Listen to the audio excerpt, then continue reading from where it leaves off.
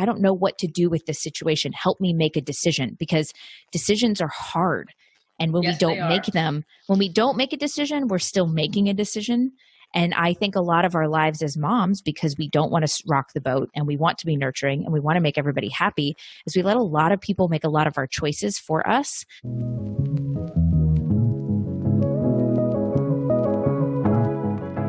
Hey mamas, welcome to the More Than a Mother podcast, where we believe you can pursue your dreams and be a great mother at the same time. I am your host, LaJuan Moses, and I am helping you find the freedom to live. Are you ready? Let's go.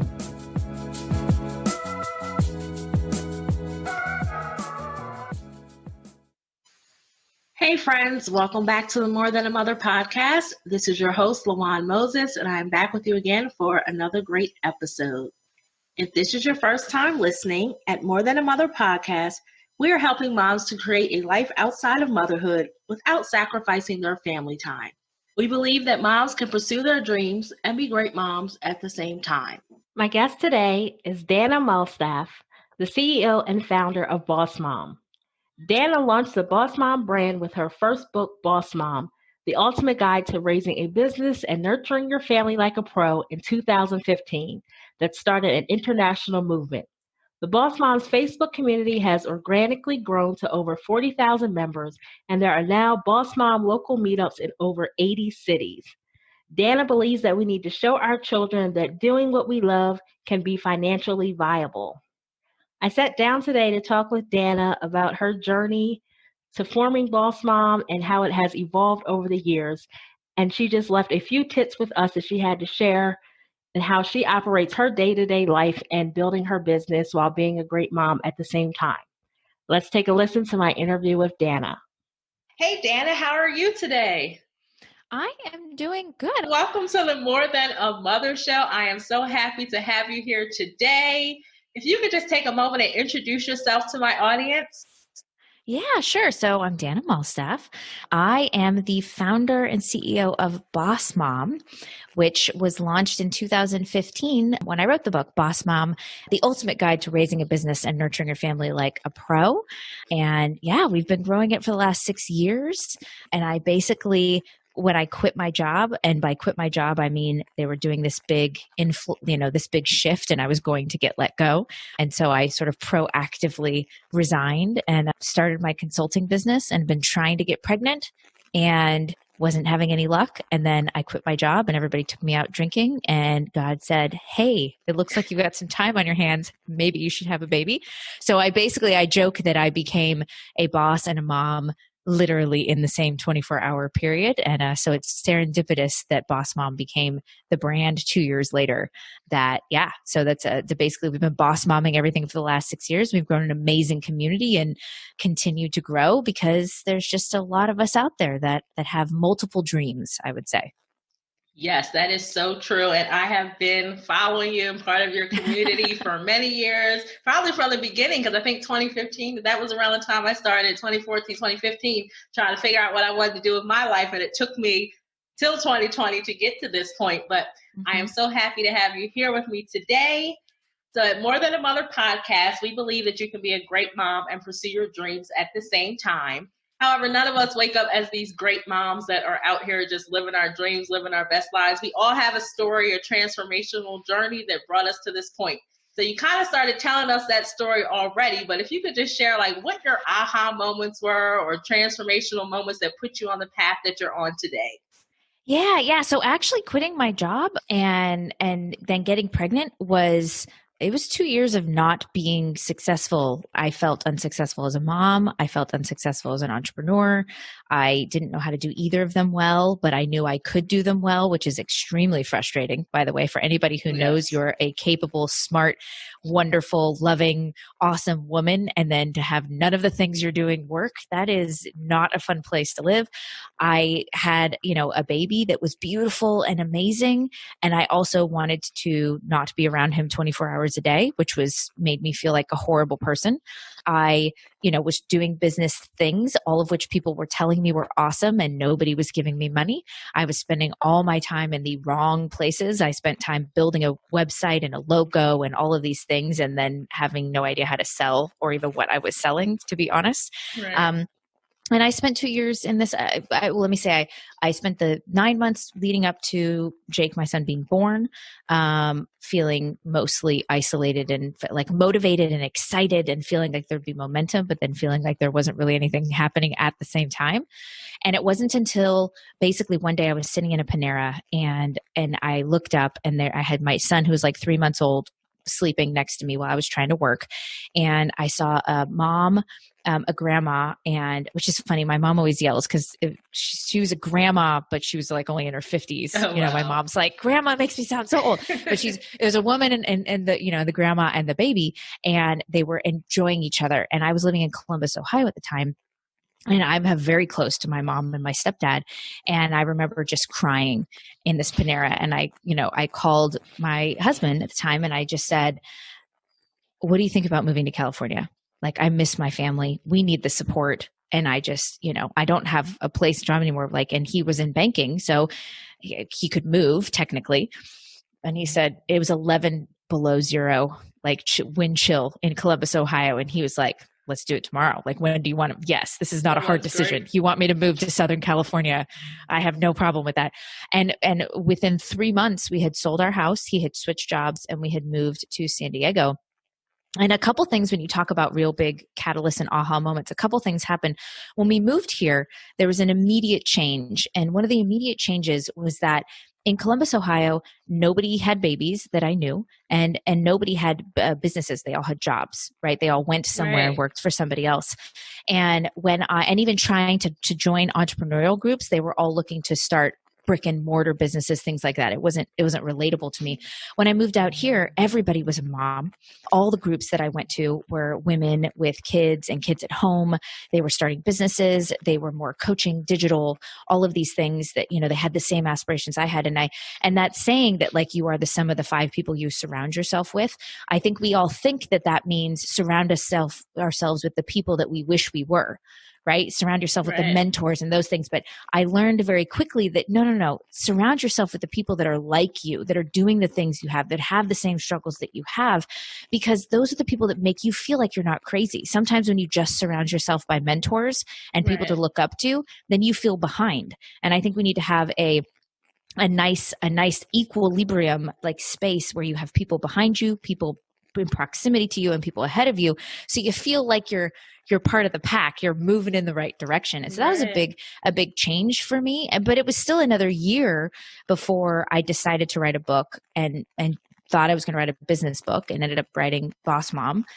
And I think it took, and I think that's when I stopped just trying to have a business and decided I was going to start a movement, that I was passionate about other smart women wanting to do things and build things, and then feeling insanely guilty that meant somehow that they were a bad mom or weren't going to be a good parent. And I became very passionate about the fact that just the way you are, that is not true.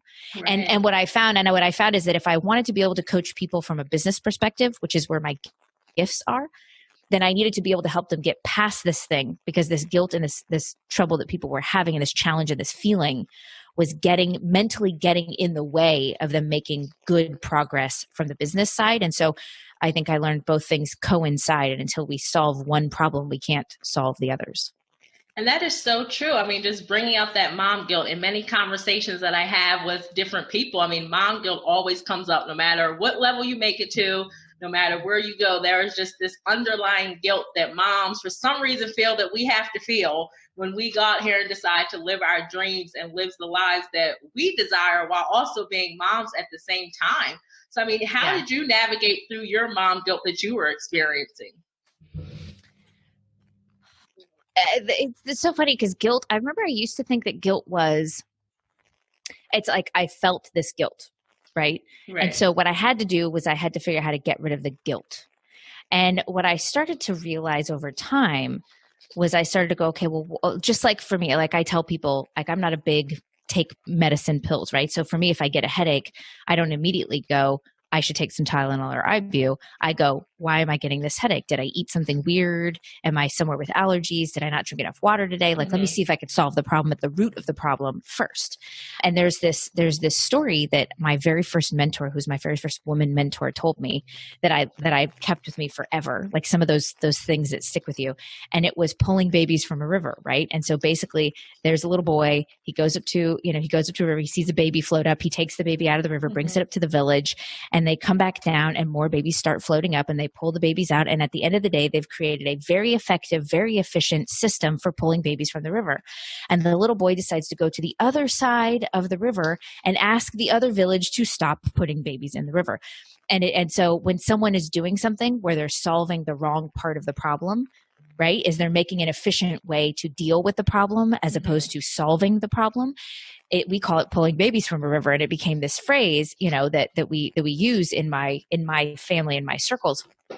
And so when I thought about guilt, I thought, wow, if we're trying to solve guilt, then we're trying to figure out how to effectively deal with the problem, right? As opposed to saying, why do we feel guilt? And I believe after a lot of reflection and conversations, and I have no degree to back up whether I'm right, but we'll just say either you like my opinion or you don't, and you can do with it what you will. But I think when we deal with guilt, we deal with what decisions we make. We feel guilty if we don't know whether or not we've made the right choice.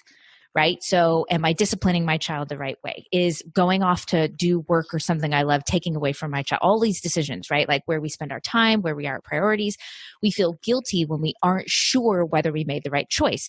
So in order for me to help try and get rid of guilt, I started to say, okay, how can I feel confident in my decisions? What can I do with my decision process that helps me feel good about it?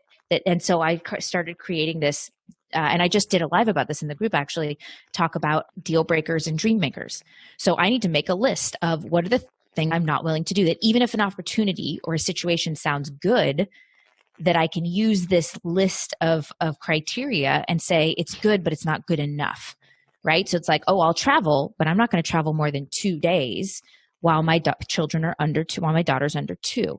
Like, I'll do this, but I won't do that. And so what it helped me do is make decisions. So then when I made that decision, I can know I confidently am going to travel and I'm not going to feel bad about it. Or I confidently said no because it didn't fit my criteria. And then my dream makers helped me go, that's on my dream makers. I'm willing to make a little more concessions about, my making sure someone's taking care of the kids or something's happening so that I can do this. Or I'm willing to step away from work for this whole week because this is a dream maker for me to go to Disneyland with my kids for the week.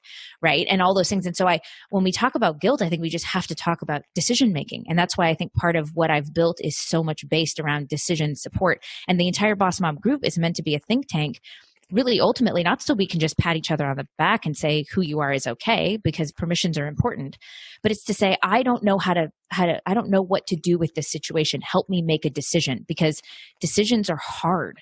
And when we don't make a decision, we're still making a decision.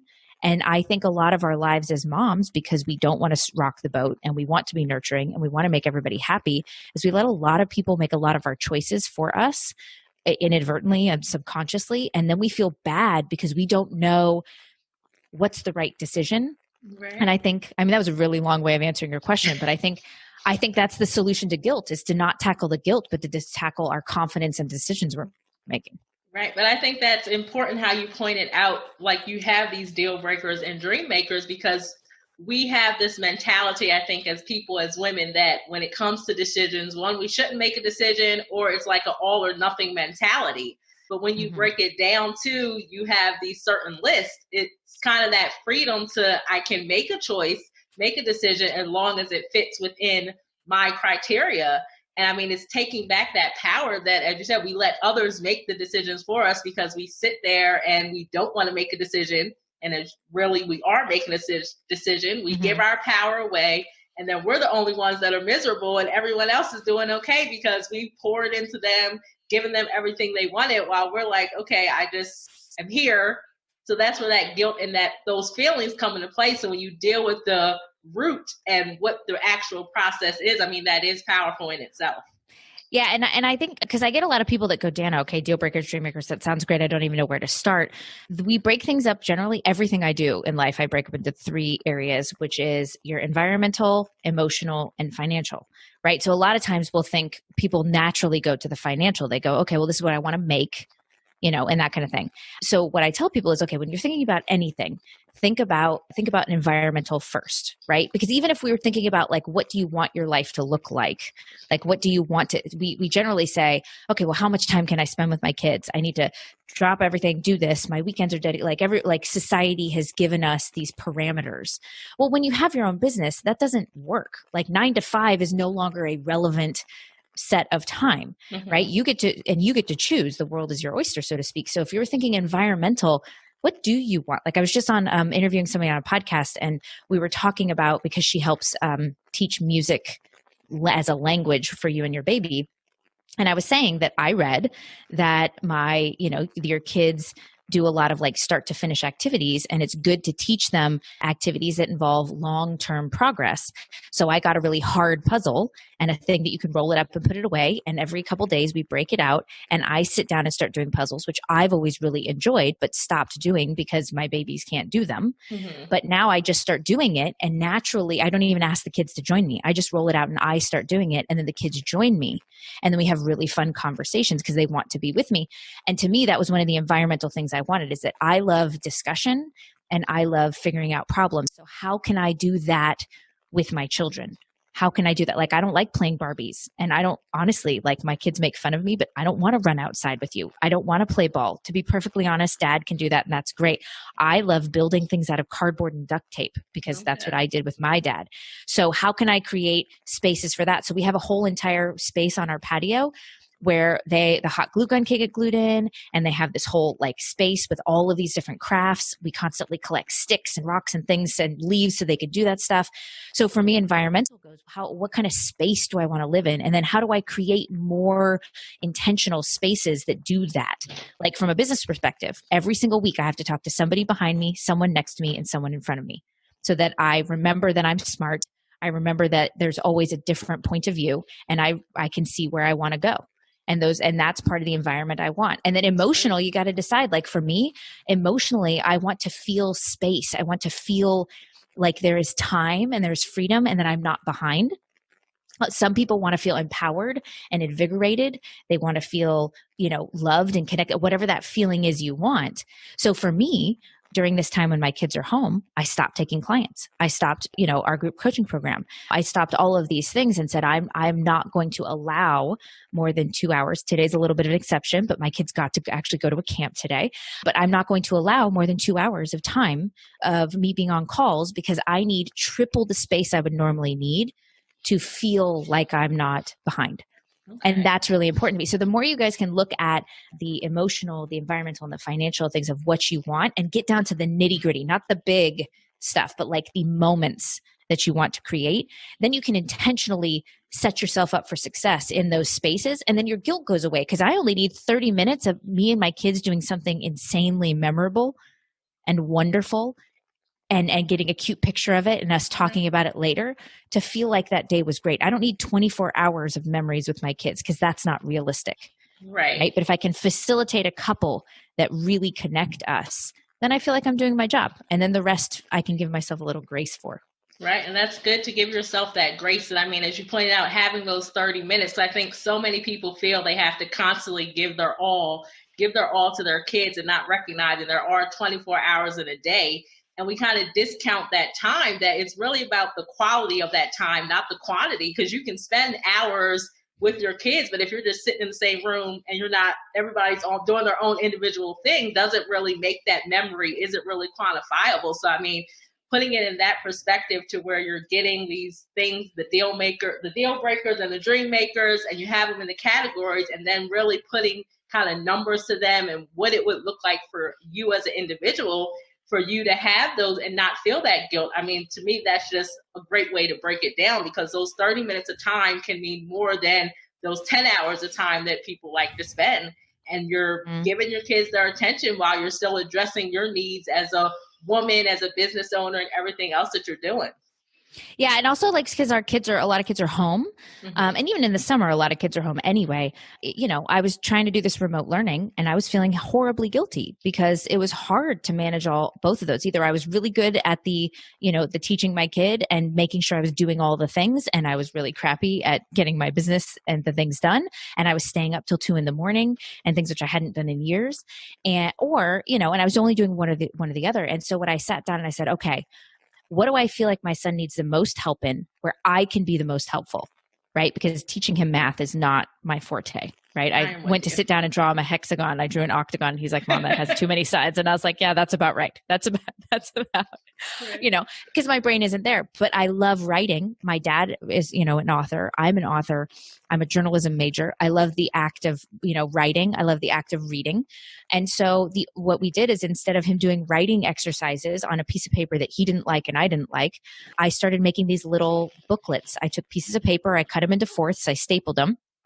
Right. And then him and I would sit down and I would help him read. We'd spend like 30 minutes every day. And I subscribed to a book club for beginner readers. So we started getting these books in the mail, which he loves to open.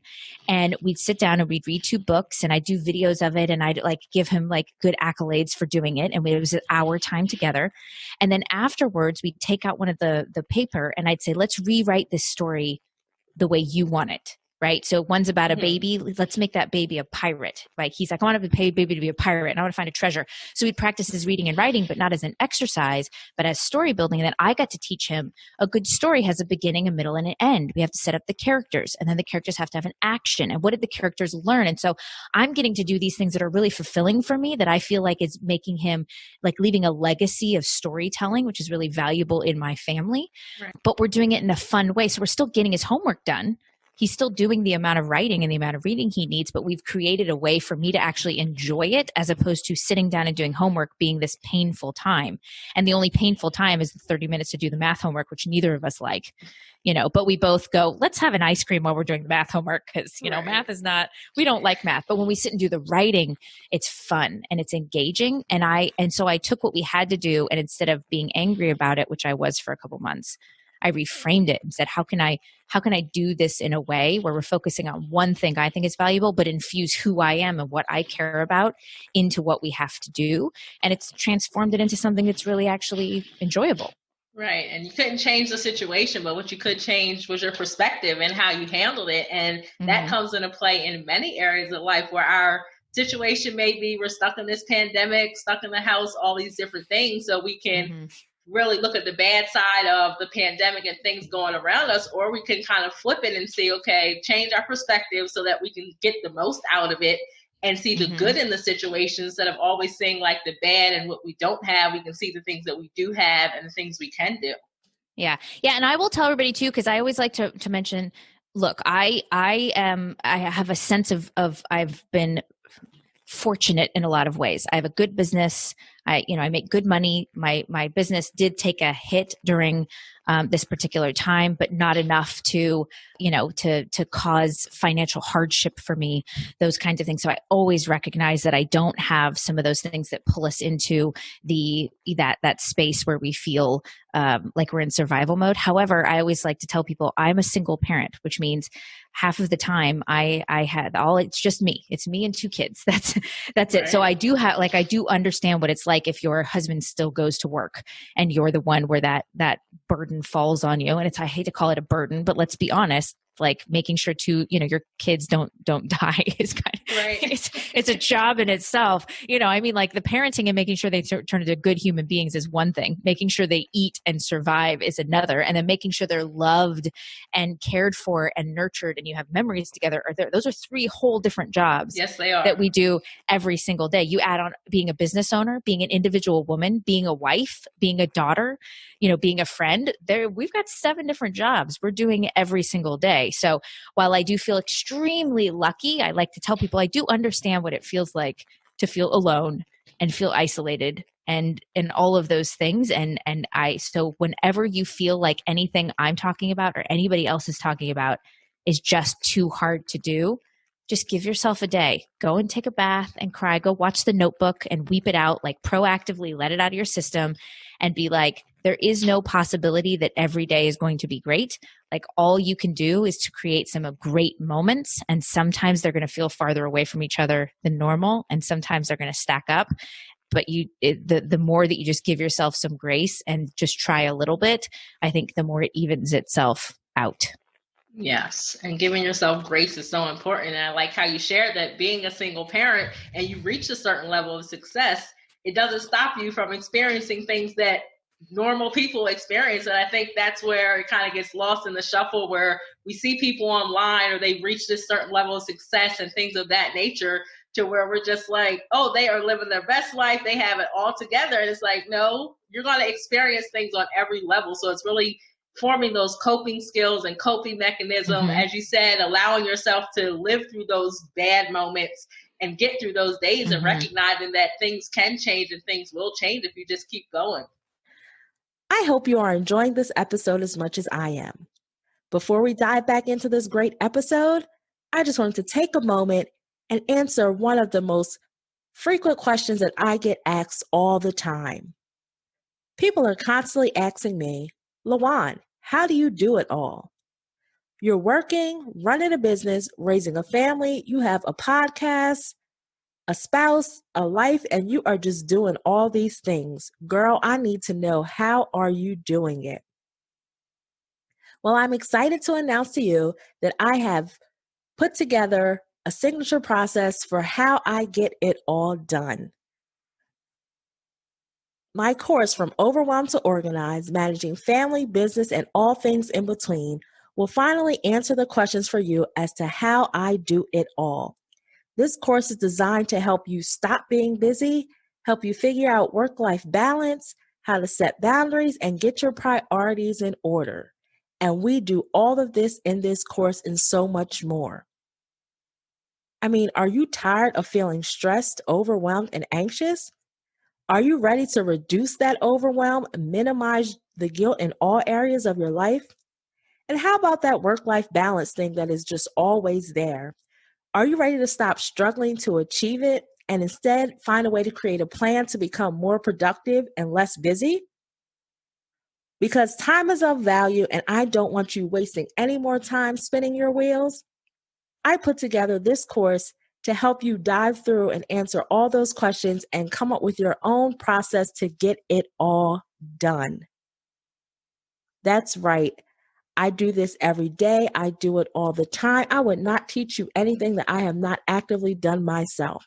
So if you are ready to go from overwhelmed to organized and finally get things in your life in order and get your plate a little more balanced out so that you can reach that state of feeling balanced and not just constantly chase after work-life balance, I invite you to head over to my website or click the link in the show notes so that you can get enrolled in the course From Overwhelmed to Organized, Managing Family, Business, and All Things in Between.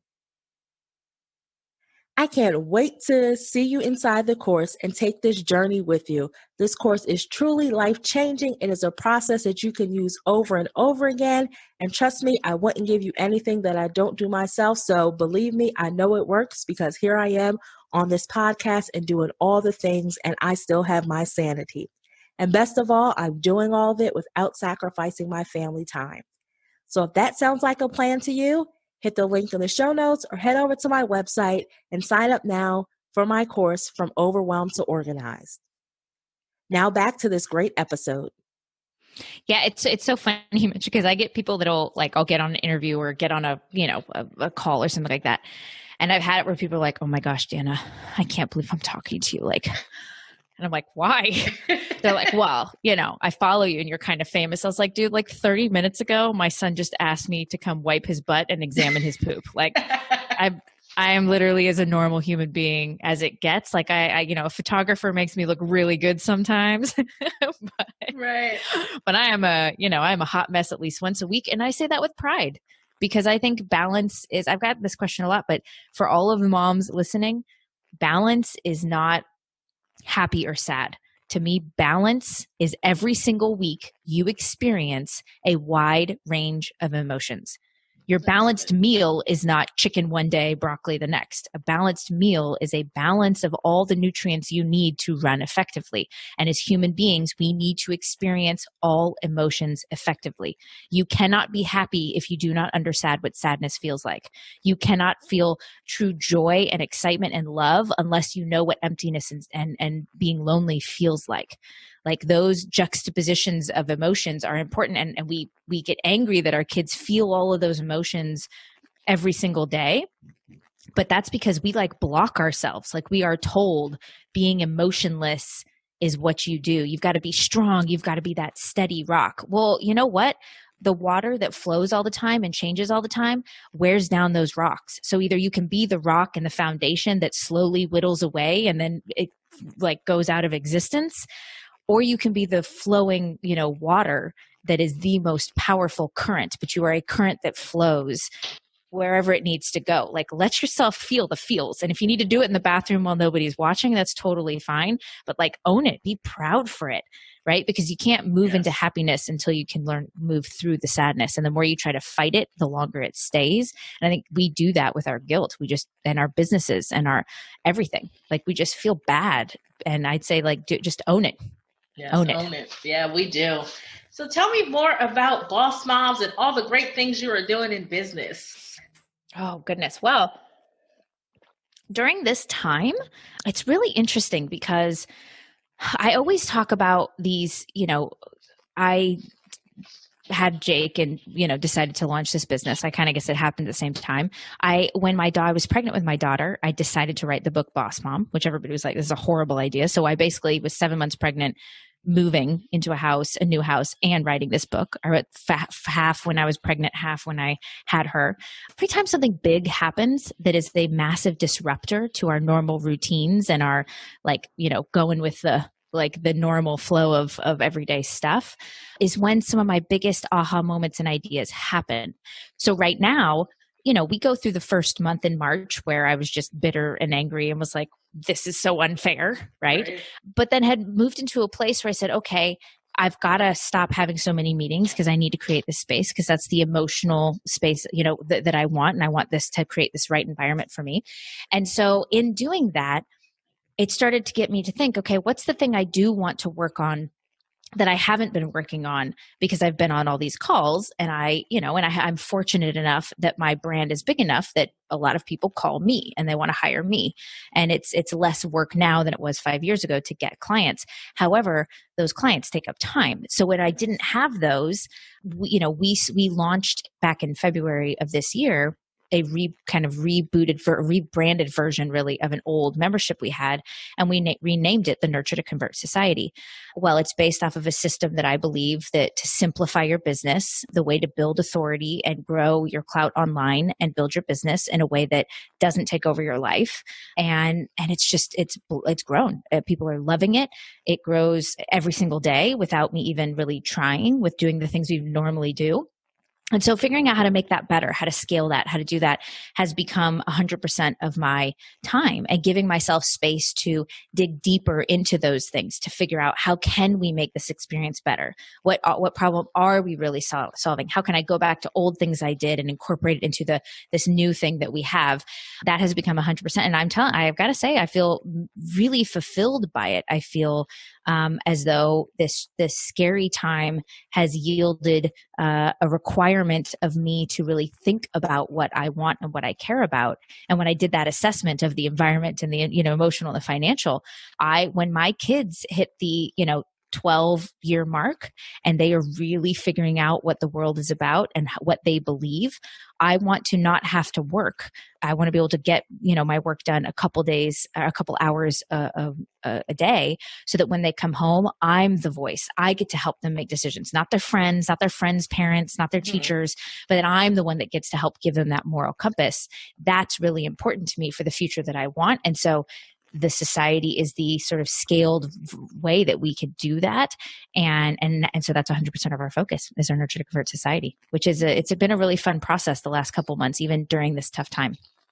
And it sounds like just listening to you talk that you were doing a whole lot of things before this pandemic happened, and this kind of caused you to pause and kind of reevaluate and think about those things that you had on your list and what was really important. So now you're like pivoting and making the adjustments of, okay, this is what I'm working towards. This is what I want to do. So, I mean, it sounds to me good just hearing you say that and how you were able to just reframe your focus. Even though you lost a whole lot, you're looking at how much you're gaining and how this is giving you an opportunity and time to build something that you really, truly enjoy and that you want to build and keep building.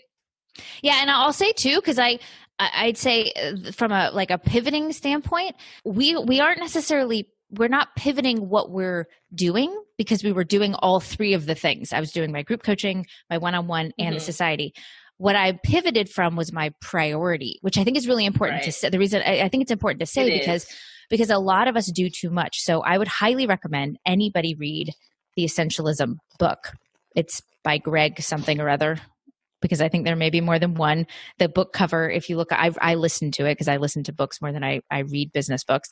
It's got like a circle, circled a million times, Essentialism, amazing. And it really helps you recognize how doing things singularly is better than doing too many things. As mom and as women, we do way too much and we have a horrible time saying no. So I would say two things for everybody. Essentialism, because it will really help you recognize the things that you can do, that you can get the most out of. And the other one is Never Split the Difference by Chris Voss. And he is a ex-FBI agent who dealt with hostage situations. And this book is about negotiating, and it is amazing for moms. It's amazing for business owners, but just amazing for women because we are truly bad at saying no. And we're not, and it's not necessarily even because we're scared of confrontation. I think it's because we yearn so much to nurture and impact people that we are scared to not be there for people. And therefore we take way too many opportunities and way too many things because we don't know how to assess whether it's essential. And therefore we just say yes by default. And so those two books, I think, will totally change your life if you use them. And those two books are what helped me go through the process of saying, where do we want to focus? And if I stop doing these things, how much of this other thing would I have to do to replace that income?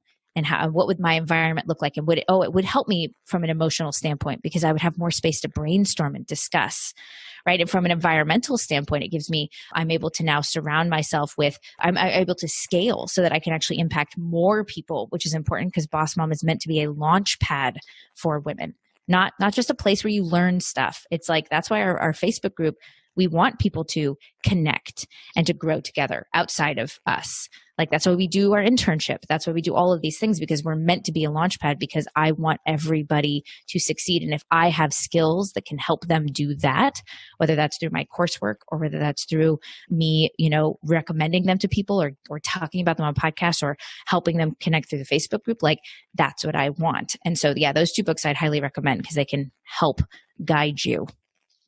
And I'll be sure to link to those two books in the show notes so that everyone can easily find them. And how you pointed out just the power of that pivoting, and it's pivoting priorities, not necessarily pivoting whole ideas, which I think people lose sight of.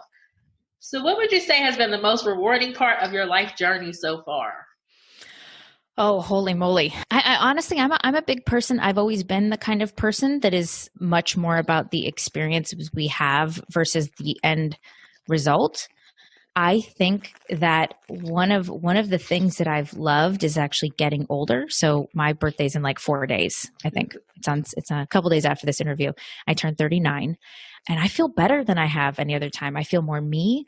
I feel everything. And I think one of the things that I would say is just one of my favorite experiences and journeys of life is getting to know myself.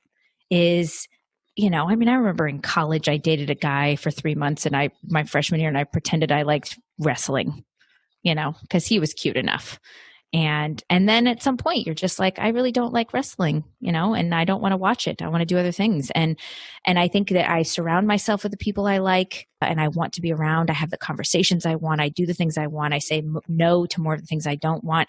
And I think ultimately then I am happier, or not even happier, just more content. Mm-hmm. Because every day, my goal is to understand myself more. And in understanding myself more, I feel more comfortable with me. And therefore, I think I am better for everybody else. And so, yeah, I mean, for me, the whole journey is just every day. What more can I learn about myself? How can I deepen my relationship with myself? And that has been really fun over the years, I think. Wonderful. I mean, being self-aware is so important. And when you get to that moment of knowing yourself, knowing what you don't like, what you like, and just having that self-awareness, it does give you that fulfillment, that joy. So then you're able to show up as your best self in motherhood and business and all the other things that we've listed that we do. So that's definitely a great rewarding part of life. Yeah, and I would tell everybody I've never liked the term self-care because it implies it's something we need to do to care about ourselves. I would ask everybody this question. Do you like being alone with yourself? Do you enjoy the conversations you have with yourself in your head? When you sit down, would you be somebody you'd want to hang out with? Right? And a lot of us see that when our kids look up to us and they start mimicking us and we go, oh crap, I didn't want you to mimic that part of me. Right? But I remember I got divorced 3 years ago, and I remember having to hire a coach to help me figure out how to be alone because I didn't like being alone with myself. And that's a real eye opener when you don't actually enjoy your own company. That's true. Because you don't like the thoughts you think and you don't like the things that you are doing, right? Like, so I would say, like, stop trying to self-care and start saying, if I'm going to have a relationship with myself, who do I want to hang out with? Right. And I think that's a good place to start figuring out. It's less about the cream you buy and the things, you do. It's more about, do you like being a friend with yourself? Right. And if you think you're best friends with yourself, then you're doing A-okay. And if you feel like maybe you don't want to call that person all the time or you're avoiding them, then maybe you want to work on that. Yes, because you're stuck with yourself for life. So you might as well get to know yourself and figure out if you like being with yourself. And if not, then you need to get a plan so that you can start to like being with yourself. That's true. And in Frozen 2, she says in her song, you can grow yourself into somebody new. Like, yes. It's all you. You have the power. Nobody else has the power for you to decide who you are, even though it feels like that a lot of the time. Like, the moment that you realize you have that choice, you just have to understand what you want. I think the more empowered we all feel and motivated we all feel to get to know ourselves. Right. So what's one final tip that you could give to a mom out here that may be struggling to manage things and find her sweet spot balance and those type of things? What's a tip you could offer? Yeah, I would definitely say that I think one of the best tips for everybody who's in kind of the situation you're talking about is hustling, doing all the things, and being a one-stop shop is not a good thing. Right? We are being told right now that make more things, do more things. You're your social media manager, you're the mom and you're all of those things, right? We do have to do multiple roles, but we should not wear it like a badge of honor, right? So I would say number one tip is look at what you're actually good at, the thing that takes you a fraction of the time that it would take anybody else, that where your brain goes, that is just your gift, right? Don't talk about your passion, just talk about your gift. Look at your gift. Now look at all the things that you aren't good at, right? Look at those two things and have somebody else help you, even if you barter that. In my beginning of my career, I bartered all the time. I'll help you with my gift, you help me with your gift, right? Stop being an island, because like I said, if you're that rock and you're trying to be steady, the water is going to whittle you down until there's nothing left. But be a collective, be something that is you understand what you're good at, and then you find everybody else who's good at what they're good at, and you guys become a force of nature. And it's a really beautiful thing. So seek to be a force of nature, not a lone rock, would be my advice. That is wonderful advice. So thank you, Dana, so much for joining me today. If you could just tell our audience where we can find you online. Yeah. So if you go to boss-mom.com, you can find us. It'll take you to the Facebook group. It'll take you to the podcast. It'll take you to all of our free resources and all that fun stuff. So that's the easiest place to start. Wonderful. Thank you so much for joining me. Thanks for having me. If you are enjoying this podcast, please take a few seconds and leave a review, a rating, and share this with all of your mom friends. We want to get the word out about the More Than a Mother podcast so that we can empower as many moms as possible. This is truly a movement for all moms. As moms, we are a community, and it is up to us to continue to lift each other up. So don't keep all this greatness to yourself. Subscribe, like, share, rate, and leave a review so that all moms can start to tune in and start living out their own unique life stories. Thanks so much for listening. If you enjoyed this episode, head over to lawanmoses.com. I love for us to stay in touch. Make sure you leave your email address so I can send you inspiration, tips, and the latest updates. Or, if you prefer, text the word MORE, that's MORE, to 302-440-4632. We have some great things coming up, and I don't want you to miss a thing. Thanks again. Make sure you subscribe and leave a review. Until next time, keep pressing because victory is yours.